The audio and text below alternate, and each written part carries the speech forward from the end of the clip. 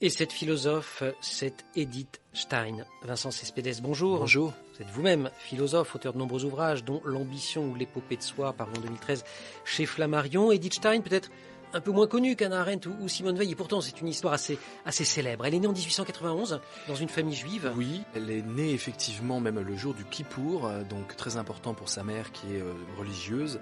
Et puis son père meurt jeune, et donc c'est la mère qui va prendre un peu le business familial, et c'est très dur. Et donc elle a grandi à l'ombre d'une mère très forte qui lui enseigne en plus de la foi juive les valeurs de travail, d'opiniâtreté. Ça compte beaucoup pour elle parce qu'elle va devenir une philosophe vraiment profondément féministe.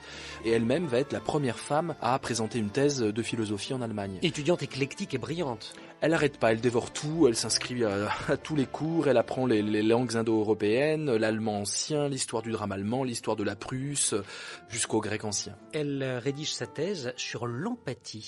Voilà, elle est précurseur Très finalement. précurseur, c'est le même, on parle du Caire. Voilà, exactement. On est aujourd'hui dans une sorte de philosophie de l'empathie à tout crin, jusque dans le domaine de l'entreprise. Et elle, oui, elle fait sa thèse, et puis elle est surtout la disciple d'Edmund Husserl, le fondateur de la phénoménologie, qui d'ailleurs l'admire et qui a l'impression qu'elle anticipe sur une partie de ses idées. Elle se convertit au catholicisme en 1921, elle a 30 ans, le nazisme monte en Allemagne et dès le début, elle s'y oppose. Très activement, sa conversion d'abord ça passe par une phase d'athéisme et c'est vraiment un long travail spirituel pour elle, mais ça ne l'a pas empêché évidemment de condamner ce qu'elle appelle l'idéologie de la race, et puis elle voulait aussi écrire son histoire, l'histoire d'une famille juive qui allait à l'encontre de tous les préjugés antisémites en décrivant ce que pourrait être l'humanité juive. Arrive la guerre. Avec la guerre, elle ne peut plus enseigner parce qu'elle est juive et parce qu'elle est femme. Elle entre au Carmel et elle se fait déporter, puis assassinée dans le camp d'extermination d'Auschwitz.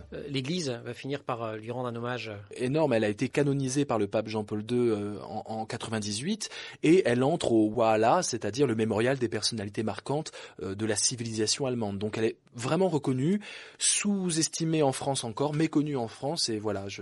Vous invitez à lire son œuvre. Oui. Merci beaucoup, Vincent Cespedes. Merci. Vous êtes, je le rappelle, philosophe et auteur notamment de cet ouvrage, L'ambition ou l'épopée de soi, paru en 2013 chez Flammarion.